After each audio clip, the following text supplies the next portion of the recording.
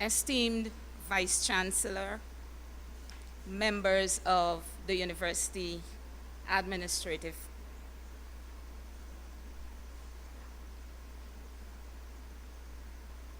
members of the University Administration, I want to welcome you to this book launch. It promises to be a very intriguing discourse as we listen to the reviewers and we interact with questions and answers. At this time, I wish to call Dr. Diana de Silva Glasgow, the Dean of the Faculty of Social Sciences, and she will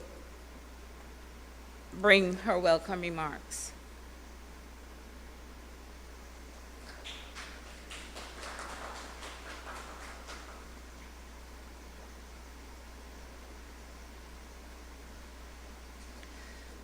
Good afternoon, everyone.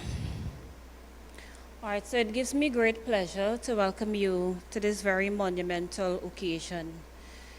And I say it's monumental. I did a little bit of research. I asked, when was the last book launch from the Faculty of Social Sciences? And I couldn't get an answer from the persons I asked.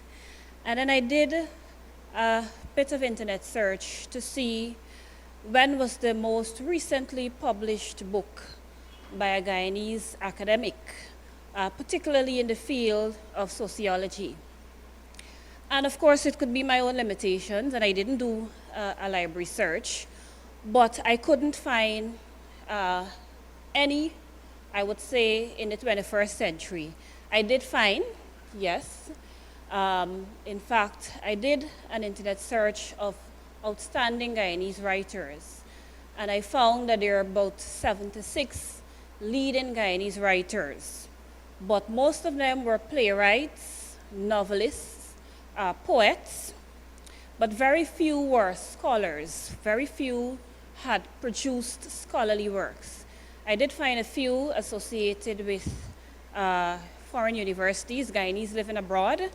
I found several in the humanities, actually, including a professor at University of Bowie, Brenda Doe Harris, University of Bowie in Maryland. And then I found John Rickford and Mark McWatt, professor of English at UWI, Fred DeGar, UCLA. But I still couldn't really find any Guyanese scholars resident in Guyana who had published a book recently in the field of sociology. I did find a leading sociologist, Kamta Karan, who died not so long ago in 2013. He had published 2 books, one of them on race and ethnicity in Guyana. And I decided to look at other fields to see if we were producing scholarly works. And I did find Professor Clive Thomas, one of our most prolific economists. And I found references to a few in the field of political economy, including Andai, who some of you may know was a leading political activist. And of course, there's Walter Rodney, How Europe Underdeveloped Africa. Anyway, the point of what I'm saying is that there's clearly a gap. There is a significant gap when we look at contemporary scholarly works in the field of the social sciences, and particularly in sociology. And so this is a very monumental occasion for the faculty, because it shows, and I'm not, as Dean, I'm not going to attempt to take any praise for this initiative. While we have supported, this is entirely the work of Dr. Edwards, right? And we have to give him his due recognition. But it is significant nonetheless for the faculty because it shows that we are taking steps towards filling a clearly significant existing gap. And I also want to take the opportunity to commend Dr. Edwards. He is still a relatively new academic, not new, young academic, never mind the baldness. He's still fairly young in academia, but he has demonstrated that he is a rising star. In addition to this book, he has published journal articles, and he is consistently engaging the literature to ensure that the Guyanese context is well represented. And so the faculty is excited. The faculty, through its support behind this initiative, because we are happy for the progress that he has made as an academic, and we are happy that as a university, we will be able to contribute to the body of knowledge in the sociological field to ensure that the Guyanese context is out there in the global economy, that relevant topical issues are addressed. He has a very provocative title, Ethnic Stratification and Structural Pluralism. And strata is a very well-used concept across various fields, geography. We look at strata in rocks. As economists, we look at strata in incomes.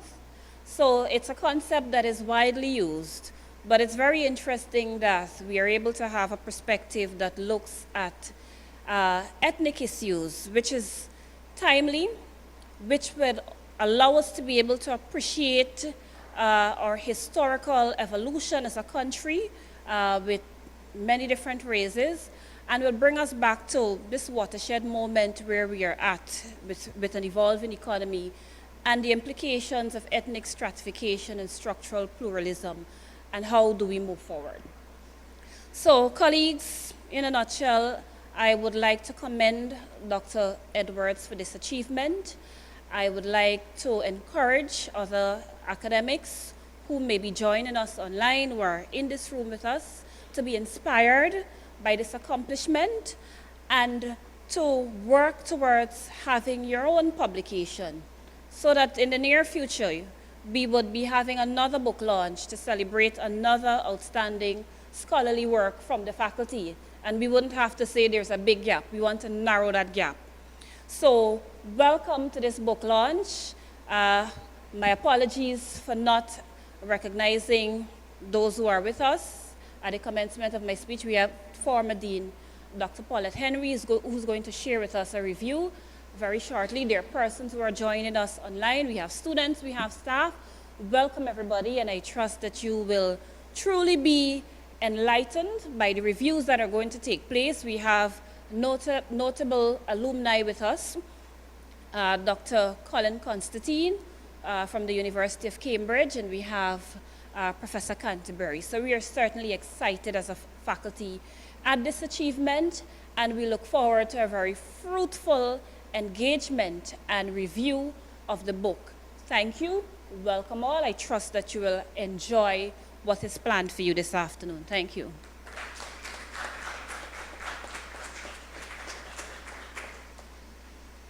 Thank you, Dean Glasgow. We will now take some remarks from the Vice Chancellor of the University of Guyana, Professor Paloma Mohamed Martin, and that will be done online. Ladies and gentlemen, good afternoon. I'd like to stand on the protocols that have already been established, but I should recognize in the first instance the man of the moment, Dr. Duane Edwards, the author of this book, the colleagues who have joined us from University of Cambridge, Dr. Colin Constantine, of course our own Dr. Paulette Henry, Professor Dennis Canterbury, Eastern Connecticut State University, and moderator Miss Audrey Ben of the Faculty of Social Sciences, which is my home faculty. Of course, I am delighted also because Duane Edwards was my student. I wouldn't tell you how many years ago, but he's made us all absolutely proud with the development of himself as an academic, but also the fact that he has maintained a healthy interest, even a healthier one than when he was a student here many years ago.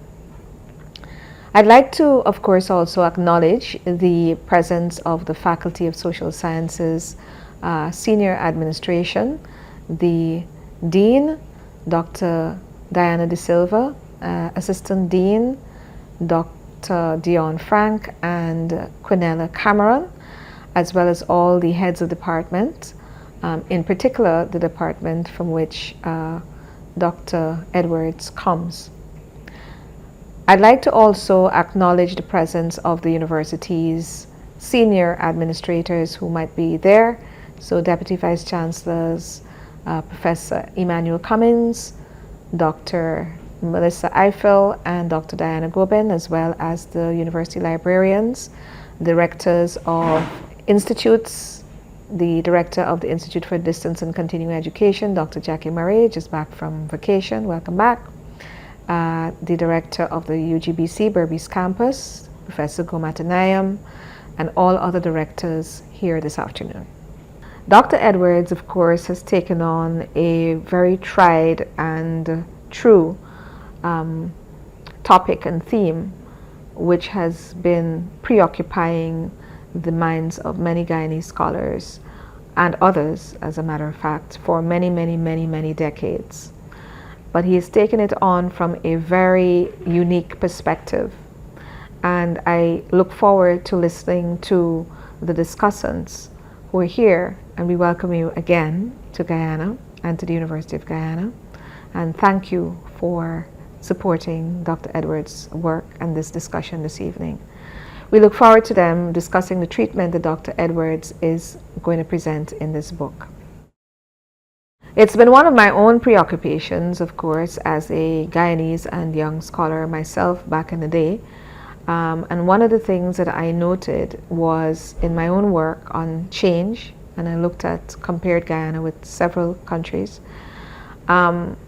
was that we had this kind of circular narrative going on about who was responsible for our particular state.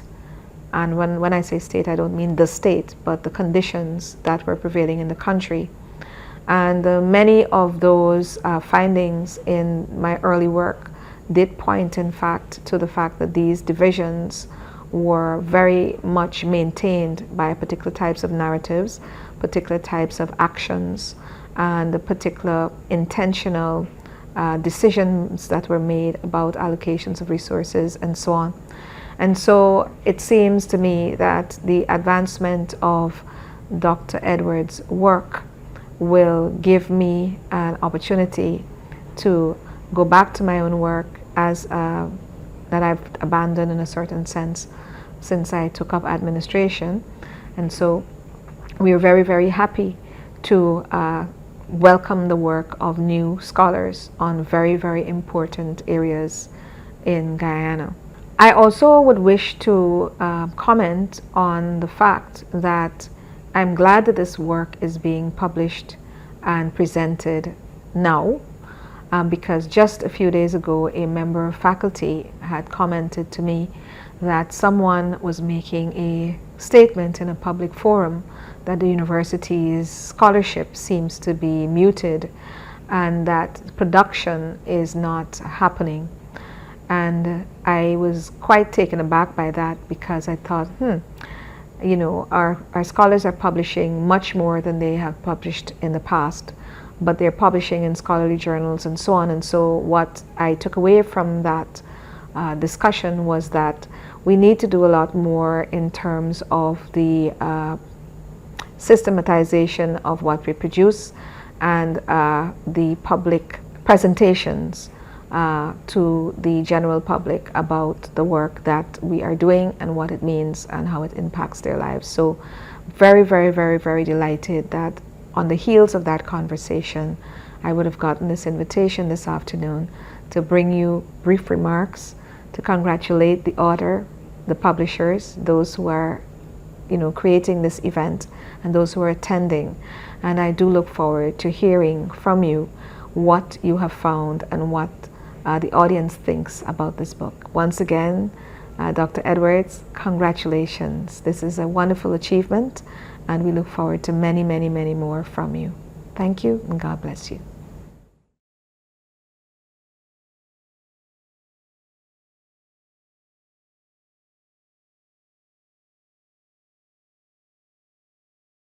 say to you that we will have a slight adjustment to the program because of the delay in start. And instead of having Dr. Colin Constantine and then Dr. Paulette Henry, followed by Professor Dennis Canterbury, we will take Dr. Colin Constantine first, and then Professor Dennis Canterbury, and then Dr. Paulette Henry.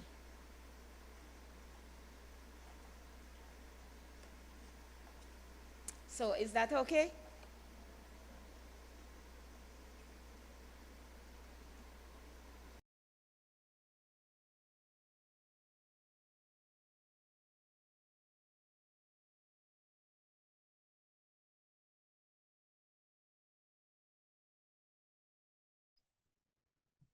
Wait, do I just go ahead, share my screen?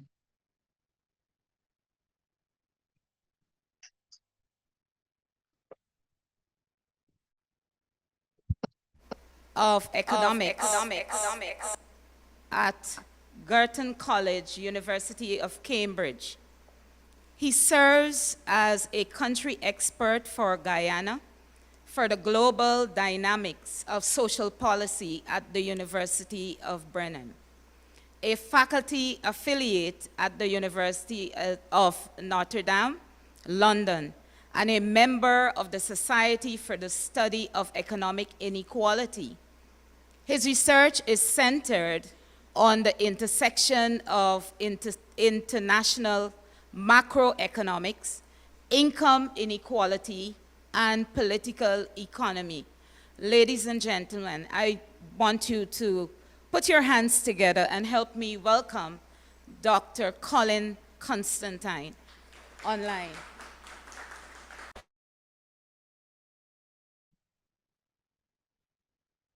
Thank you very much. Do I just share my screen now? Hello? Could someone confirm that they can hear me?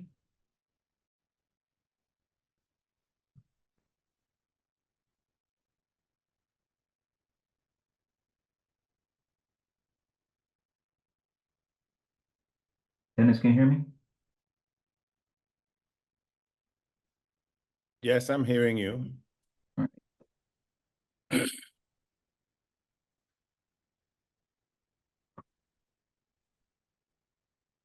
Can the live audience hear me? I just want to confirm before I go.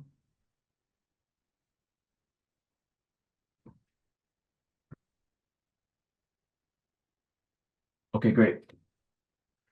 All right, thank you very much for that kind introduction, and it's a pleasure. It's a great pleasure to be here. Duane and I are friends for many, many, many years, and I just want to say a few brief remarks before I start with my review.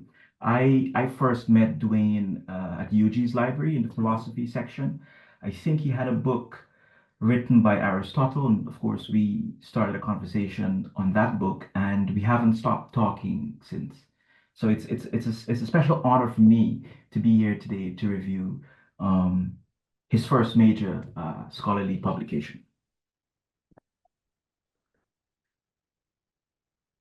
All right, so that's a photograph of the book, and I'm just going to briefly provide an overview of the key outlines. So 5 logical parts of the book. The first substantive chapter deals with what he calls structural pluralism in Guyana, and it does 2 things. One, it tries to provide up-to-date statistics on ethnic stratification or differentiation, as he calls it, and he uses the 2012 national census to do that. So we're looking at ethnic distribution by different regions, for example. And then he supplements that with his own survey of Georgetown. And the purpose of that survey really is try to document the ethnic distribution of ownership of commercial enterprises in Georgetown.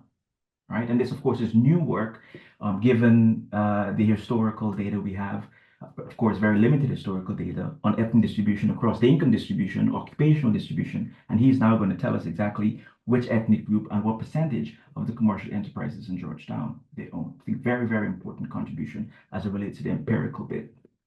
The second chapter, I think, is a tour de force of the historical evolution of plantation society in Guyana. He gets into great detail about the evolution of trade unions, the evolution of political ideologies, the evolution of cultural groups or cultural identity, right? From the very beginning, of course, the best documentation we have to present day. That's going to inform lots of historical analysis and it's going to serve as historical evidence for many hypotheses he hopes to evaluate. Then in chapter 3, Duane gets into serious theory. So he identifies what he calls social structures and how that might produce different kinds of relationships among groups. And the key point he wants to hit home in this chapter is that social structures, and we get into that in a minute, establishes behavioral incentives for interpersonal relations, behavioral incentives for political entrepreneurs. All right. And these social structures have certain kinds of logic that might inform political ideology, cultural ideology, and indeed the form and content in some instances of certain kinds of political institutions or economic institutions, social institutions. We'll get into some detail momentarily. Then he builds from that. So the foundation of the theory is the emphasis of social structures. Then Duane wants to tell us about the different kinds of institutions and their evolution and how they follow a logic derived from social structures, trade unions, political parties, cultural institutions, and of course he has many, many more. The last substantive chapter is the role of ideology. Where does ideology come from? Duane says two key origins. Social structures themselves. So ethnic ideology comes from ethnic differentiation in our society. We can talk about later on in the Q&A what we mean by ethnic ideology. Then he gets into Creole ideology and its historical context. And of course, he's going to get into the ideology of nationalism. He talks about Burnham, etc. I'm not going to say much about that in this particular slide. Some ideology is imported. It's not all based on Guyana's social structures. Marxism, neoliberalism. One can argue perhaps civil society itself might be an ideology that emerged, of course, after the end of the Cold War. So this is the logical outline of the book. The book is rich with ideas, rich with theories, rich with hypotheses, but these are just three key ones I want to hit home. The first is that the key problem in Guyana has to do with its structural organization, rather than the lack of modern institutions. And that could mean transparency institutions, anti-corruption institutions, right? That could mean certain kinds of legislation or law, separation of powers between the judiciary, the executive branch. We have all those things on the books. It's just that they're not enforced, right? And the reason they're not enforced, according to Duane, is that, well, they're inconsistent with the way society is organized at the grassroots level. The second interesting hypothesis is that there is no direct link between structural transformation, think of modernity, think of modernization, or growth, development, and a transformation of society. Because he argues, he documents that the basic structure of Guyana has not changed in 2 centuries. What a claim to make, yeah? The basic structure of Guyanese society has not changed in 2 centuries. The third one is that, well, we have a chicken and egg problem. Is it the maldistribution of income and wealth that leads to social ills in Guyana? Or is it the social ills themselves that lead to gross inequities across class and groups, ethnic groups, that is? Big question to tease out theoretically, even more difficult to tease out empirically. All right, so remark 1, the main argument is that the social substructure, we'll talk about that momentarily, provides the basis upon which institutions develop. If we want to understand why certain institutions are not enforced, why certain institutions stay around for a long time, why do they persist in equilibrium, if you will, Duane is saying it's because the substructure has not changed. Key point in his book. All right, so what do we mean by substructure, structural pluralism, social structures? Well, Duane identifies many subcategories of social structures. I'm going to emphasize 2 key categories. The fact that we might be segregated by ethnicity in terms of occupation, the historical evolution that the public sector is primarily dominated by Afro-Guyanese, the historical evolution of the private sector, starting with Guyanese, Chinese Guyanese, and present day Indo-Guyanese. So there's a segregation, textbook style segregation based on where we work. That has not changed fundamentally for 2 centuries. The second key category I want to emphasize is that we live in our own communities. Think of the village movement. We live in our own communities, region X, region Y, region A, 2/3 or 90% overwhelmingly one ethnic group. This is what Duane means by structural rigidity, or the key idea that we have structural forces that remain the same for 2 centuries. Now, there are other categories that Duane gets into. I don't want to get into those details. I have limited time. Now, Duane says, because we can go to region X and speak to community X, then it creates an incentive for us to mobilize people politically based on ethnicity. So this structural relationship of how we live incentivizes ethnic politics. That's the logic. This might also, of course, give rise to certain ideology now, caused or derived by these structural rigidities, an ethnic ideology, a cultural ideology, certain kinds of political ideology or institutions. Of course, we are going to celebrate Christmas in community X because community X might be Christians. But in community Y, we don't celebrate Christmas because community Y, well, they're a different religion. So there's a close mapping between institutions, ideology, and these structural rigidities. Now, of course, this thing about ideology, this thing about institutions is we live them. We reinforce them every day in how we deal with people. And that's the equilibrium. That's the feedback loop between these institutions and ideology and structural pluralism. Yeah. So of course there's contact. Duane does not shy away from the reality that though we have these rigidities in terms of where we work, in terms of where we live, of course there's interactions at an interpersonal level, certainly in the marketplace. There's no question about that. But that interaction clearly is not strong enough to generate different kinds of ideology and institutions because the dominant form of political mobilization is not class in Guyana, it's ethnicity. And that requires an explanation. Yeah, but not everything comes from structural relations.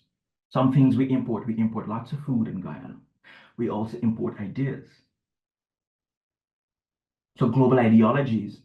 So now there's an awkward mix between local ideologies or local institutions and what we import from abroad. Typically, the things we import from abroad are the ones that are on the books, in law, but they're not enforced. And that's why we have this first hypothesis. The key problem is the structure of society rather than the lack of modern. In fact, we do not lack modern institutions. We have them all in Guyana, in our type of economies. We have them all written down, passed by Parliament. That's not our issue. Our issue is enforcement. All right. What is to be done? Duane is consistent in his thinking. For 200 years, we have this occupational and geographical separation with its own historical explanations, of course. The solution is to randomize the distribution, a desegregation, if you will. And the goal is that if we were to change these structural differences here, then this might lead to new bases of political mobilization, new kinds of ideology, hopefully less pronounced ethnic ideology. All right, this is my short summary, very, very short summary of the book. You have to buy the book. It's rich in its historical analysis. I can't get over the detail of chapter 2. Very, very detailed. Deep theoretical thinking as it relates to, yeah, where do we get institutions? How certain kinds of ideology change rapidly and others persist or linger with us. And if you want to know what the ethnic distribution of commercial enterprises is in Georgetown, you got to read chapter 1, because that's going to give you that recent data set. All right. I'm slightly concerned for time, so I'm just going to jump ahead with some of the reflections I have, questions, comments, having read the book. So the first thing is this. We need to think about the desegregation movement in the United States, in South Africa. And these are major shock events, specifically United States, South Africa. And the next question to ask is, are interpersonal relations better? In other words, is Duane right? Is identity-based politics less pronounced? In other words, is Duane right? We do have strong evidence that suggests the answer is yes. In more integrated spaces in the United States, for example, in high schools that are more integrated, the white graduates are more likely to vote in issues that are in favor of minority groups. There's a wealth of research, empirical research, that show that is the case. So there are dividends, there are gains from more integrated spaces, at least for the United States. The fact that should give us some pause, or at least leads to another puzzle, is what about the economic outcomes of desegregation, though? Right? So there are significant attempts to desegregate the United States of Africa. In the US, we still have a significant white-black wealth gap. And just to put a fine point in it, the wealth stock of white households without a college education is greater than the wealth stock of black households with a college education. That's not theory, that's fact. In South Africa, the wealth gap, white-black wealth gap, is comparable, which of course is a major indictment in the United States. In South Africa, this desegregation, so to speak, started very recently in 1990s, right? The United States is a much older story. Notwithstanding that, the wealth gap is comparable.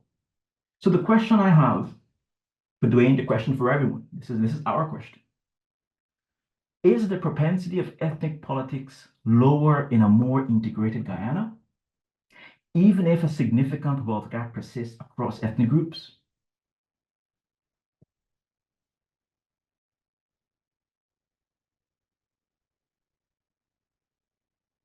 The second point I want to raise, the case for a more random distribution of ethnic groups is clear, and the evidence supports that policy idea. I want to be clear on that. But is that a silver bullet? Is that going to address all the problems we can think of in this little gathering? Well, I think it depends on the problem set. In parts of the book, Duane is critical of ideas like shared governance, and I get the logic, just to be clear.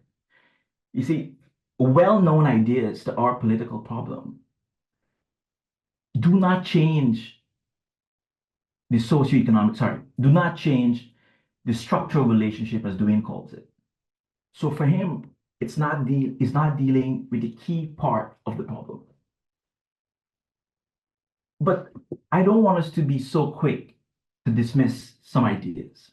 Shared governance, while that does not change the structural rigidity in Guyana, might serve other ends, might reduce concerns about political exclusion,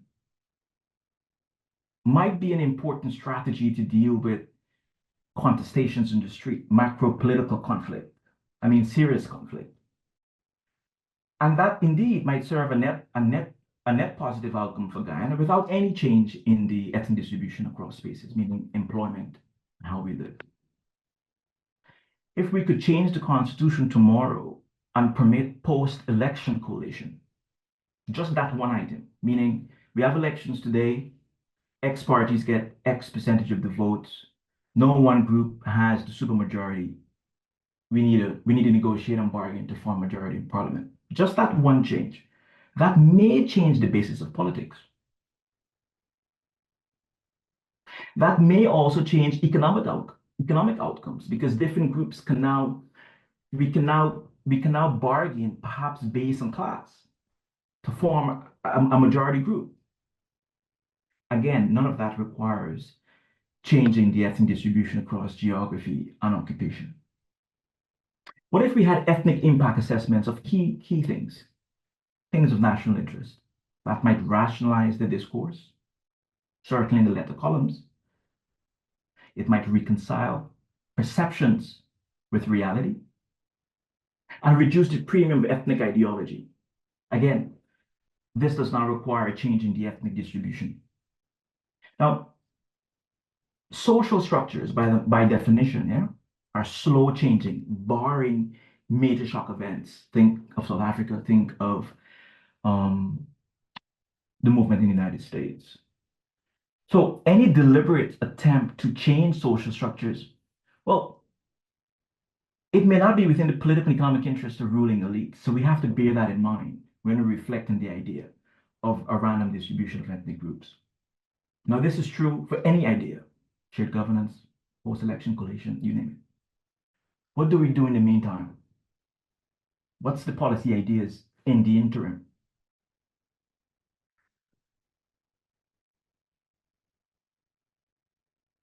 Now, as I mentioned at the beginning, Duane and I have been talking since 2009, I think it is. So class is very important in Duane's thinking, I know that. And I wish I saw in the book, though, more discussions, more analyses of the role class play in perpetuating ethnic politics, if that's a claim Duane agrees with, and I think he agrees with that. And I wish that played a more prominent role in the theoretical framework. What is the role of class inequality in Guyana in maintaining ethnic politics in Guyana? Does ethnic politics serve class interests?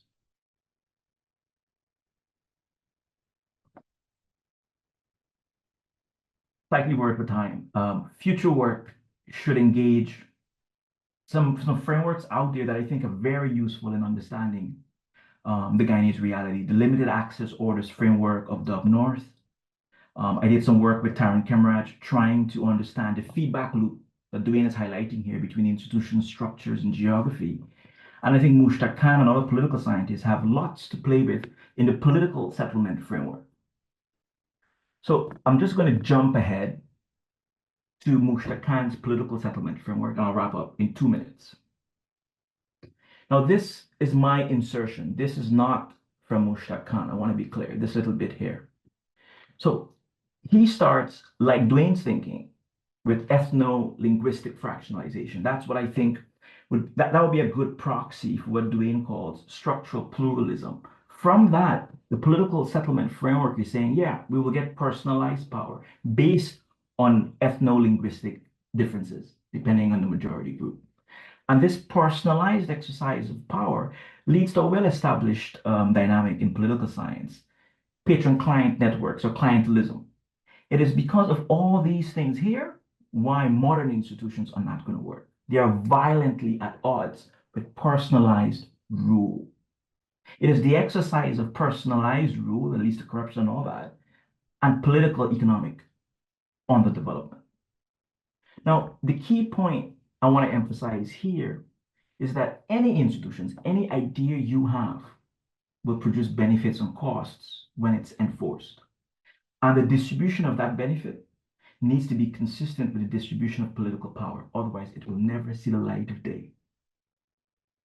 I'm going to conclude with this slide.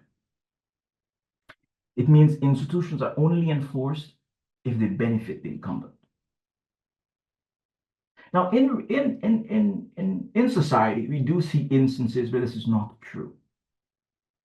But those are the exceptional cases. I'm sure everyone in this room could think of an example. In the early 90s, Ethnic Relation Commission, anti-corruption institutions, campaign financing legislation, and everything else you can think about are not going to be enforced adequately unless they benefit the incumbent, whoever that is. The same holds for changing social substructures. So why do we have structural rigidity? Partly because it serves an end, politically and economically. The political settlements framework, and I challenge Duane to engage this framework, they would argue that we need political settlements as solution, which unfortunately only emerges after some contestations on the street. Usually it leads to some form of shared power. The details are unimportant, but there's usually some form of shared power, some kind of constitutional changes. But here's the tricky thing about political settlements. If the balance of political power changes for 1,000 reasons, demographic shock, migration, differences in birth rates, differences in death rates, these things matter electorally, then there's a breakdown in the political settlement. There'll be new demands for new distribution of political and economic benefits. And if we can't get a new political settlement to satisfy these new demands, we have renewed contestations on the streets. Political settlements are hard to come by, hard to cultivate, hard to enforce over a long enough time period that we are in a new equilibrium. This is true for all ideas we have as it relates to solving our political problems. My question to Duane, my question to everyone here, because we're all interested in Guyana, obviously. What is a new political settlement in oil-rich Guyana? If it's undefined yet, well, that's our task, isn't it? Thank you very much.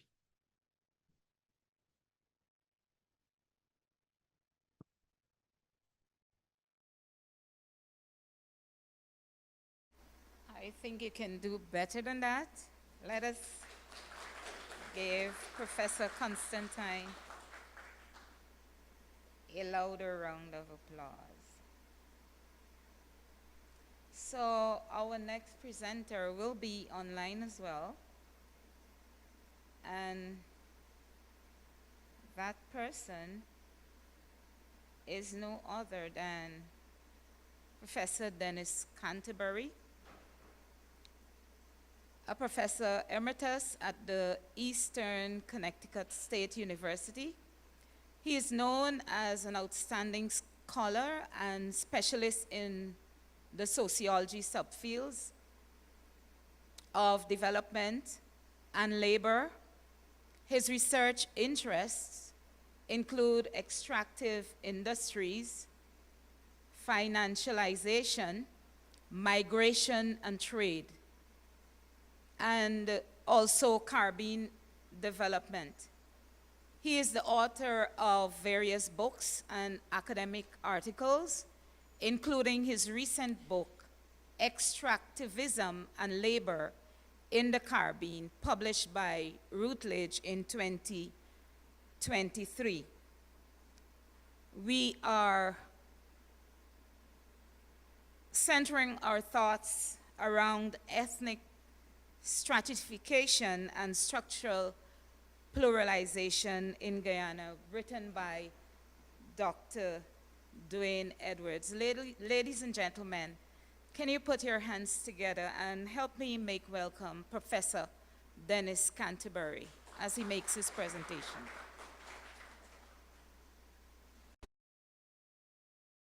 Good afternoon. Can you hear me in the audience? Good. It's good to see you, Desmond. I'm seeing you from here. I'm sure you're Desmond Thomas.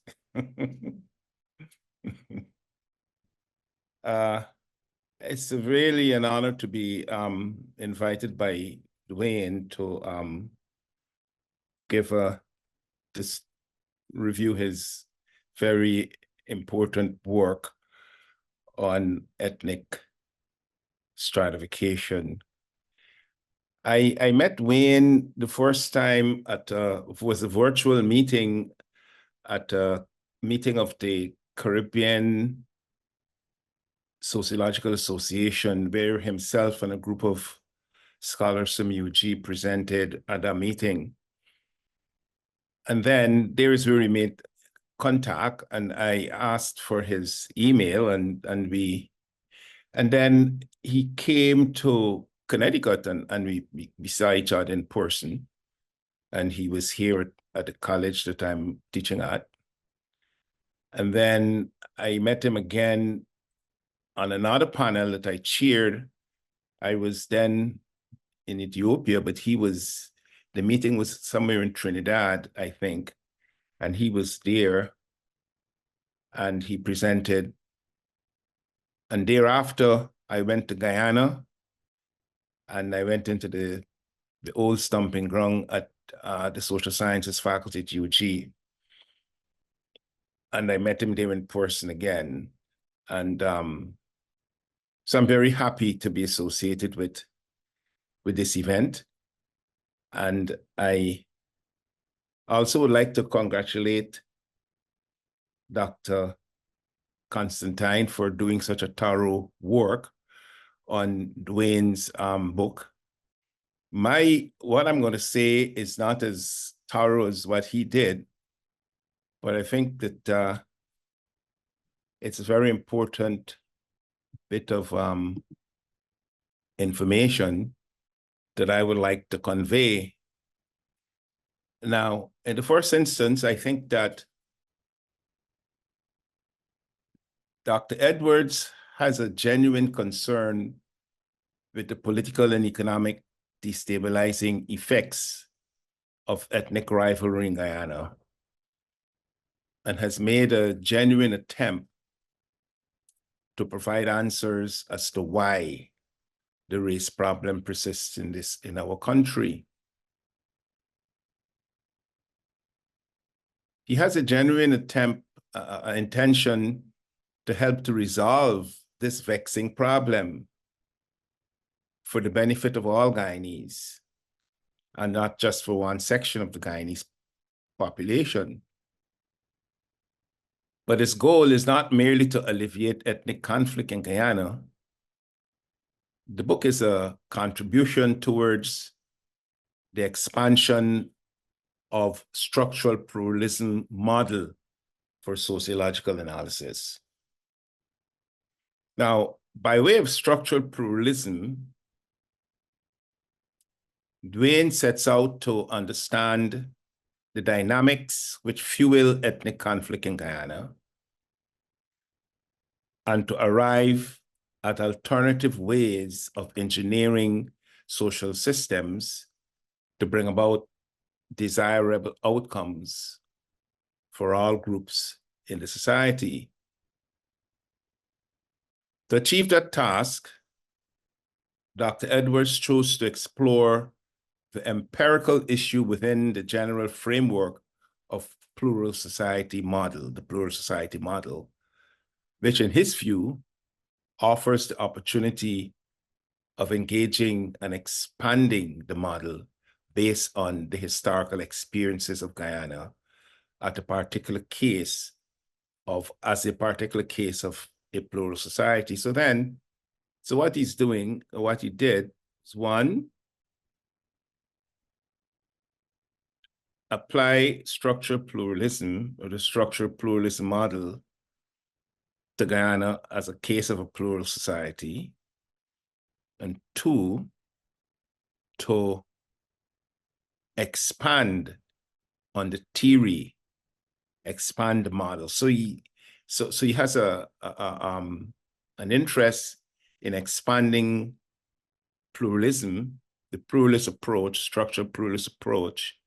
And then on the other hand, he has an interest in applying the model in an empirical way to the Guyanese situation. I think that Dr. Edwards must be congratulated for reviving the plural society debate in the West Indies.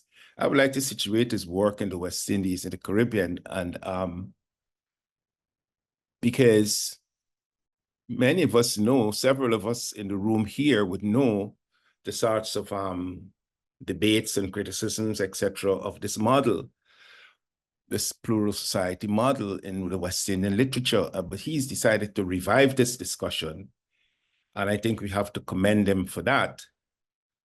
And he's not merely reviving the model, he's bringing it into the 21st century. What he's doing is now bringing the model up to the 21st century by way of applying it to the Guyanese context. To my mind, this is a long overdue revival of structural pluralism, given the dominance of neoliberal thinking in the West Indies in the last 4 decades. The golden era of West Indian scholarship in the 1950s and 60s produced original ideas on the character and nature of West Indian society and preferred the theoretical formulations best suited to explain West Indian social reality. Original ideas emerged on plural society theory, Creole society theory, plantation society theory, social stratification theory, dual society theory, dependency theory, the two-sector model, and creative Marxist approaches that sought to transform the economic and political power structures of the West Indies, favorable to working people. So perhaps we might ask Duane, why he chose plural society from all of those original ideas that emerged in the region about how we might proceed to explain Caribbean social reality. But I know that Dr. Constantine, did ask the question why he omitted, say, to talk about class analysis. So why did he omit to talk about, say, Creole society and all of these other theoretical ideas that emerged in the golden era of Caribbean scholarship? Now, unfortunately, this original theorizing in the golden era has been swept away by the neoliberal tsunami that shifted the focus of West Indian scholarship to issues like debt crisis and free market fundamentalism. West Indian scholars have clung to the new received wisdom about the free market and debt burden while neglecting to expand on original ideas like cultural pluralism. And here again, we have to congratulate Duane because he's actually pushing the envelope in this, like sort of returning the region to itself, returning the region to its original sort of founding fathers, original ideas associated with how we see ourselves and how we can explain what's happening in our society without necessarily utilizing quote unquote imported ideas. But this is the strength and boldness of Dr. Edwards' book. It is quite refreshing that a young scholar like himself has taken up the mantle to extract and expand on the plural society theoretical framework, which we know came to us from the golden era of Caribbean scholarship, but he's using it to tackle the ethnic problems in Guyana. But while I congratulate Dr. Edwards, I must be frank with him. I must let him know that I'm a critic of plural society theory. And of course, he knows that plural society theory has many critics. I do not believe that structural pluralism is the best framework in which to understand and explain ethnic conflict in Guyana. Competition for economic resources and political power produces conflict regardless of race or ethnicity. Ethnic and race differences are merely manipulated by political and economic forces for political and economic aggrandizement of the manipulating elites. The working class East Indian and Africans in Guyana are led to believe that they are in power when their respective political parties are in government. The reality is that it is the East Indian and African ruling elites who exercise power and manipulate members of their respective race to fight their battles. I think that the class analysis, rather than plural society theory, would provide a better understanding of the race and ethnic problems in Guyana. Now, I really, when I say this, I mean, take, for example, if you go into the quarantine in Guyana and you see a poor East Indian farmer cutting rice, or it might be on his dray cart or donkey cart or whatever it is, you should ask yourself if that man is in power. And then you get to understand the point I'm making, right? But I highly recommend Dr. Edwards's Ethnic Stratification and Structural Pluralism in Guyana. I recommend this book to students, academics, policymakers, and the public at large. It is an important contribution to West Indian scholarship and to the literature on structural pluralism. Thank you very much.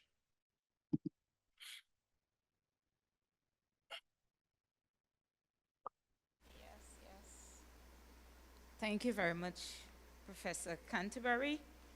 We will have our first in-person presentation, and that will be done by our very own Dr. Paulette Henry, a senior lecturer within the Faculty of Social Sciences, Division of Social Services at the Berbice campus.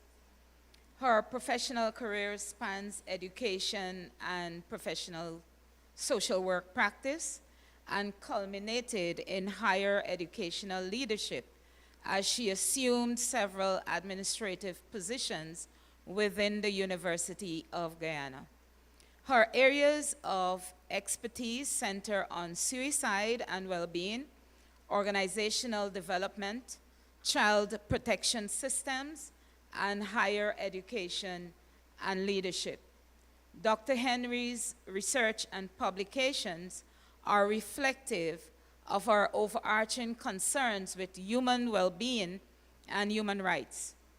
Her most recent publications explore issues of murder, suicide, child abuse, and juvenile justice. Ladies and gentlemen, can we put our hands together as we welcome Dr. Paulette Henry to the podium?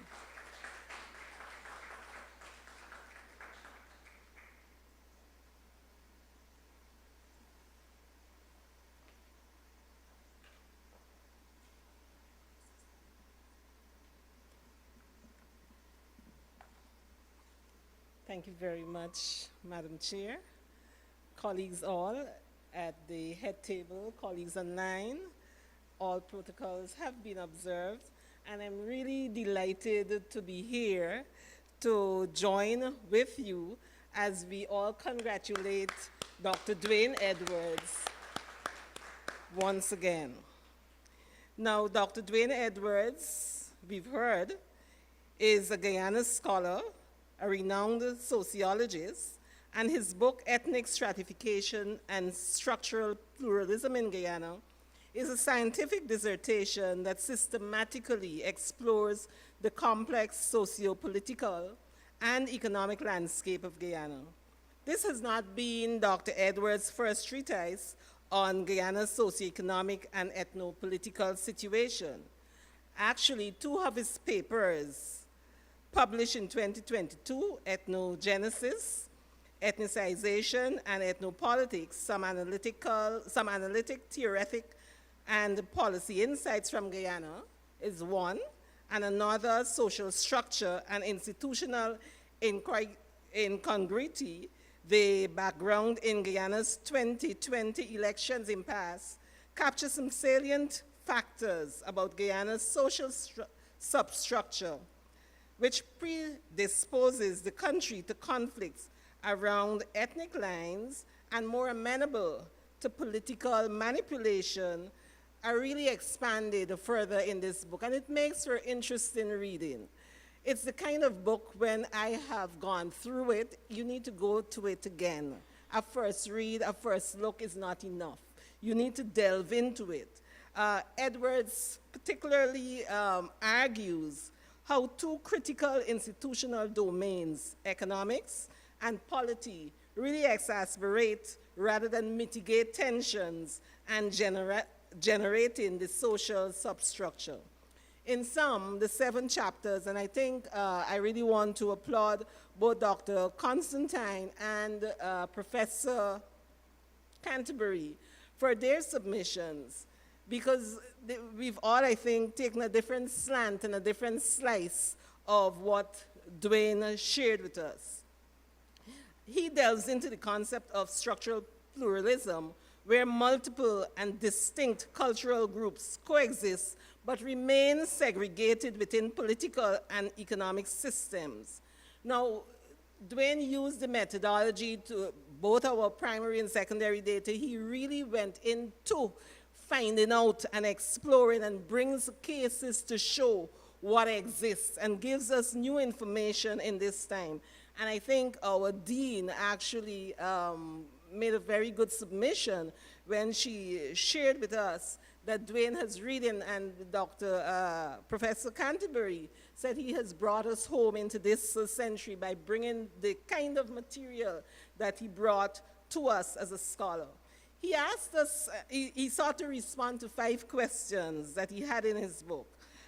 How are institutions ethnicized? Which factors and through which mechanisms and processes are they reproduced in a way that leads to similar reproduction in social systems?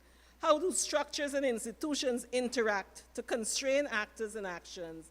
And what potential exists for, and what are the limits, institutional innovation, reform, and change? He asked those questions and he's sought to provide answers for them. This does not mean that you don't have to go to Amazon and purchase the book. You ought to. All of us should have a copy of this book. All of us, particularly those of us as students, as lecturers, we must have a copy for all of our classes on what Duane has presented to us, because the good thing about his material is that it helps to pull together a lot of the historical material that has been there. He's kind of organized them into one place, and that is one of the real strengths of this book. I think, like Professor Canterbury, I think that Duane has an urgency in this writing to confront Guyana's uncomfortable realities with scholarship on the shortcomings of the plural society model and on the shortcomings and the challenges that we as a people face in terms of our ethnic, political, and economic dynamic. These variables work separately and in combination with each other to maintain this essential form of structural pluralism. Even as Guyana has changed, as Duane has said to us, and reminds us, Guyana has changed decades post-colonialism. It therefore examines the basis for ethnopolitics, ethnic inequality, corruption, and efforts at subverting the democratic process in the country.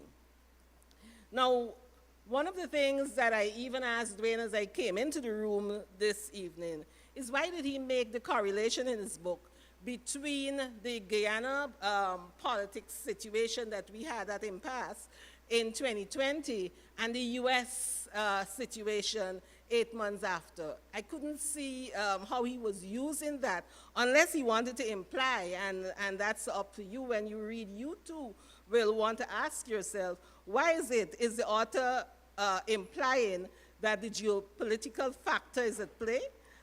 We've known that this has been played in previous times, and Duane has also chronicled that in his writing. But it was, for me, something that he has not resolved in the book, and I'm hoping that his sequel, will help us to understand, right, as he traces what did he mean, why did he place it there, and how, and maybe he can tell us a little bit more.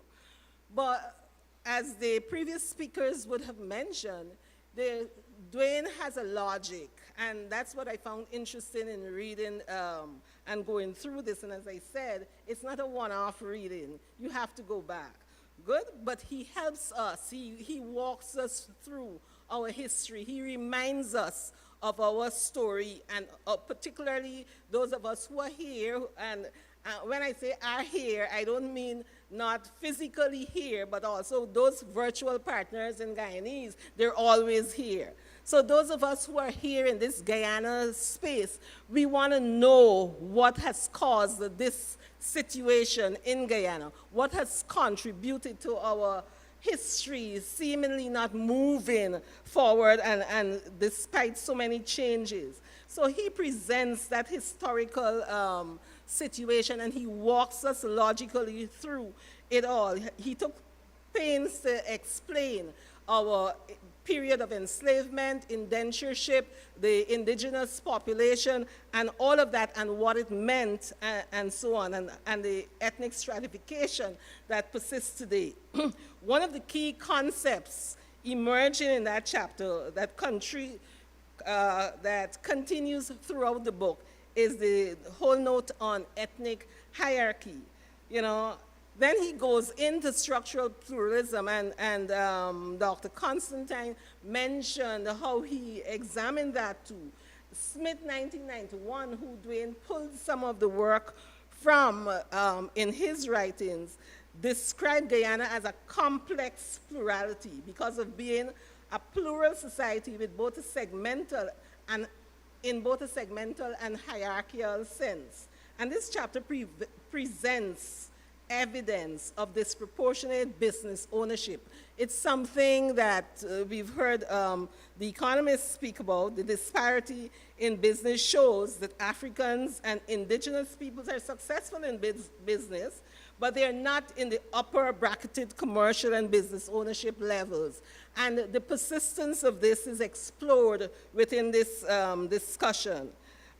Duane talks about and points us with cases to what has evolved over time, and East Indians, the Portuguese, being the dominant sectors or ethnic group within the business sector, and asking ourselves, like, why does this persist, and what do we need to do, in terms of shifting?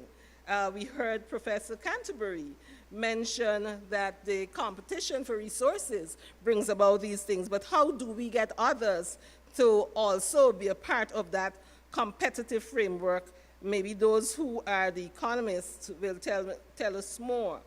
But the colonial legacy and its impact on modern Guyana was really brought out in chapter 3, which you definitely need to go through, as Duane talked in that chapter about the historical evolution of social differentiation and stratification. He discusses the colonial policies, particularly relating to land distribution, political representation, and these entrenched ethnic tensions. And when you read what happened then and what we're seeing happening now, you wonder how much difference there is. He explored the implications of post-independence governance and how these historical legacies shape contemporary Guyanese society. For example, he discusses how the Burnham era missed an opportunity with land distribution and housing to detangle the ethnic enclaves. And he also looked at Jagan's strategic engagement of the private sector, which controlled both the commercial and banking industry, leading to economic advancement.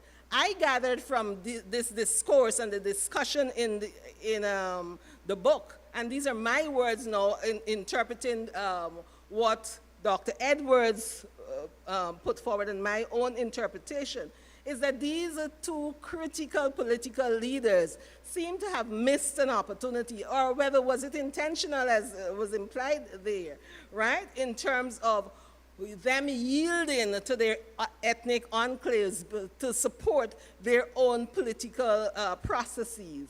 You know, it would seem that we've had a history of the failure to advance social inclusion when those opportunities present themselves. And that's, I think, one of the things that Duane has, when he pulled together and you read and you take out the nuggets from what is being said there, you know, it points to missed opportunities for us as a Guyanese people.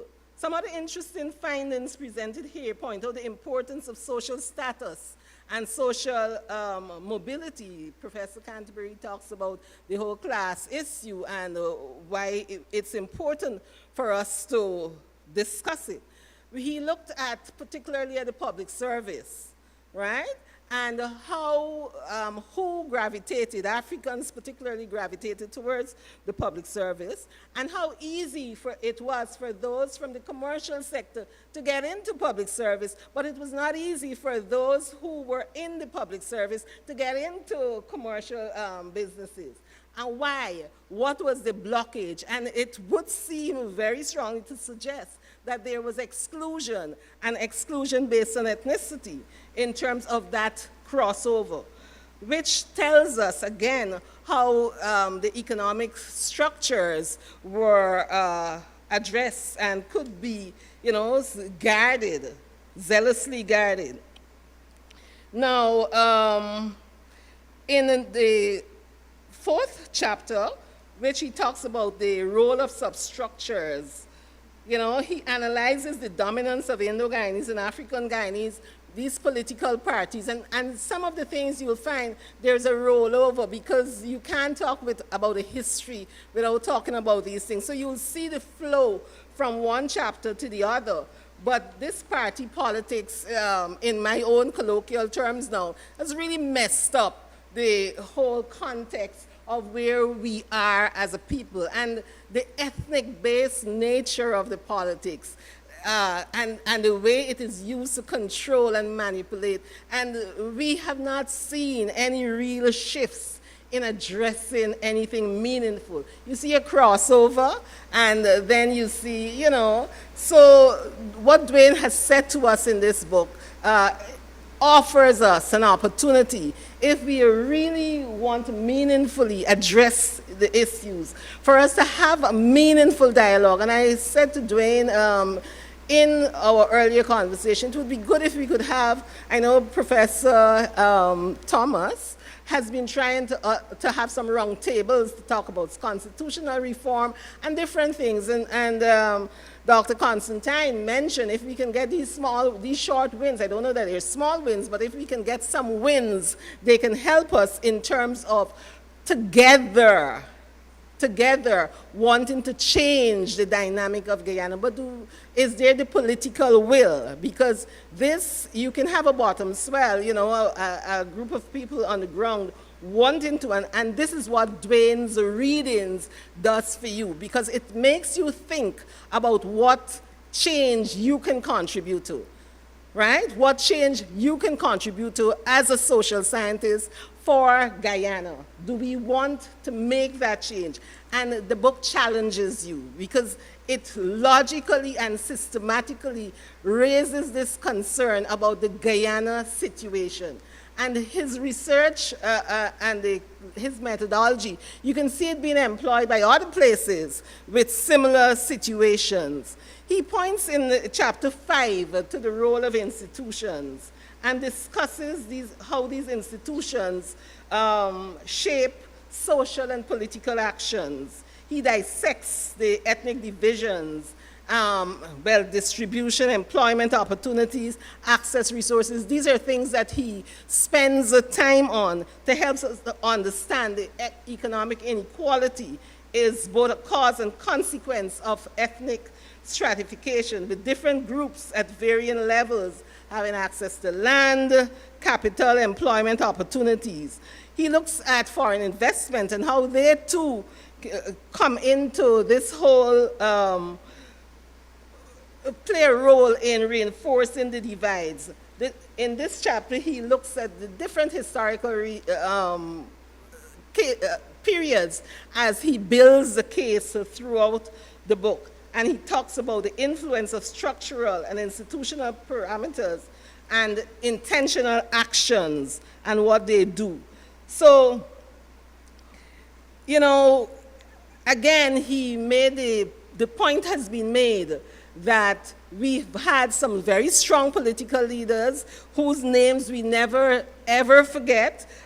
Two of them, and in our political history, Burnham and Jagan, you know, and the opportunities that I saw based on his writings, and I'm sure that many persons can identify with, they had, but why weren't those opportunities taken advantage of then?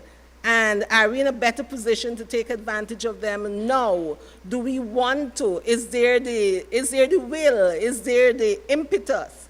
You know, the role of ideology is one chapter that he also discussed. And the persistence, and this makes really for the interesting part of you know, his thesis, because he argues that ideology influences the thinking of social actors, especially the national elites. And here again, the class and the social status thing, and the influence of the elites, who are the ones who are putting forward the argument? How do they influence the processes? How do they influence the decisions? These are things and questions that are posed there.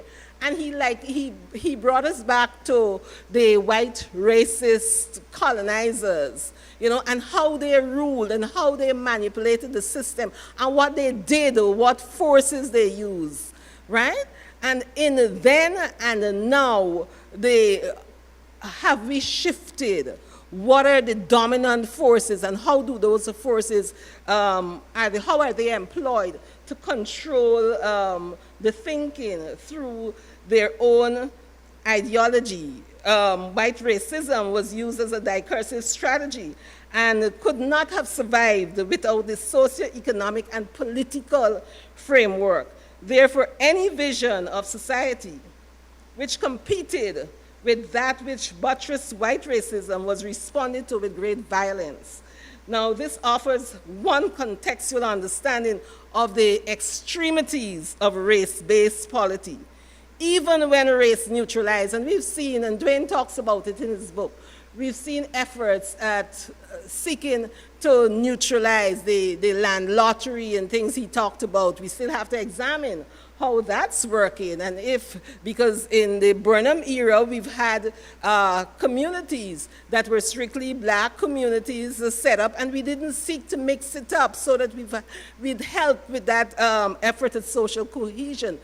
What Duane's question in this book is that we need to do more to find out how this land lottery work. Will it help in terms of the reducing the problem that we currently have? So he talks about race neutralizing policies, right? And in concluding, Duane has emphasized the importance of understanding the social substructure in proposing solutions to ethnic issues. Some may argue, as Professor Canterbury argued, will this work? And that's open, because what we need is ways to explore together how it can work. Duane has offered some prescriptions, I think. Duane has really put it all together. And he now places us, because he has done the homework for us. And we as Guyanese and our lived experiences, our shared realities, what do we want? How can we move beyond where we are Do we want to?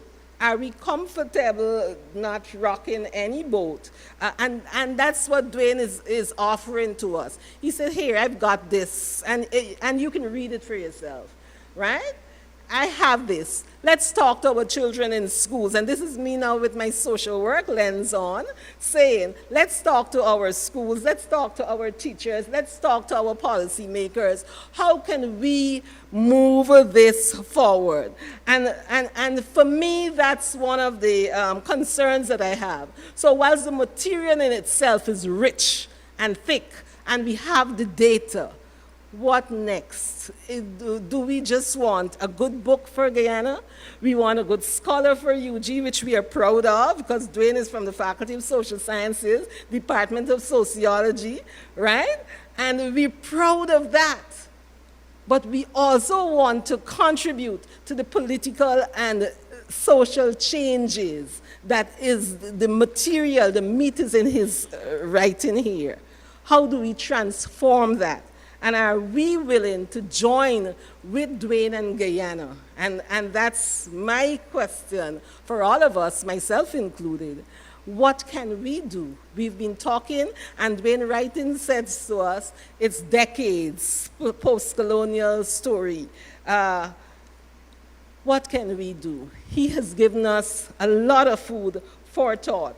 So as a sociologist, Duane has given us the conceptual and theoretical framework. We now need policymakers with the political will. They're there. We want these conversations. We want this Guyana to be one that our legacy would be different. I thank Duane, my colleague. I really appreciate the effort that you have put in this. I join with others in your appeal and your call for action. Thank you, Duane. Thank you all for listening.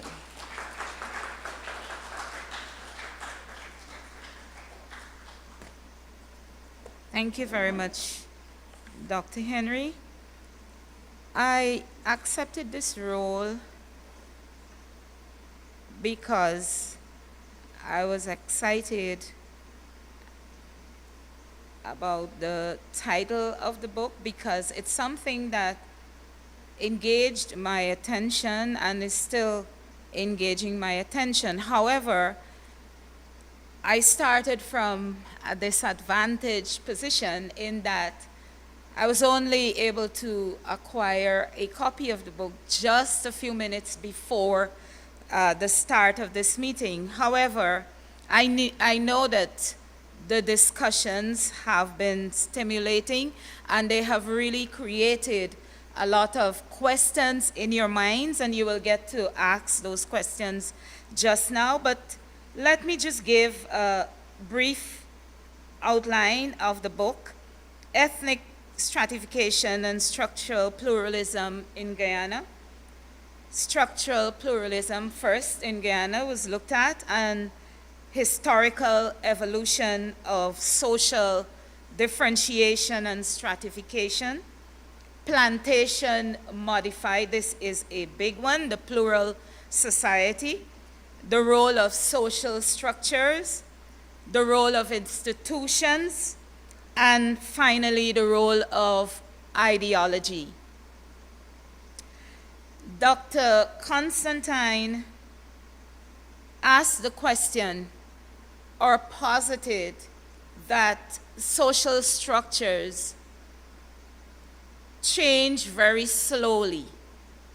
How might we in Guyana engage or continue this conversation to make sure that the next generation does not have to face the issues that we have faced and the past generations have faced? And he also spoke about segregation by ethnicity. I'm sure if we look across Guyana, and we don't even have to take a cursory look, we know what is going on in our society. The segregation is real. And even though we do not want to accept it sometimes. It's very much there in our faces. Once I had a discourse with one of my colleagues, and he said to me that there is not a racial problem in Guyana. I guess he has to look a little longer and harder at history and also what Guyana has evolved into.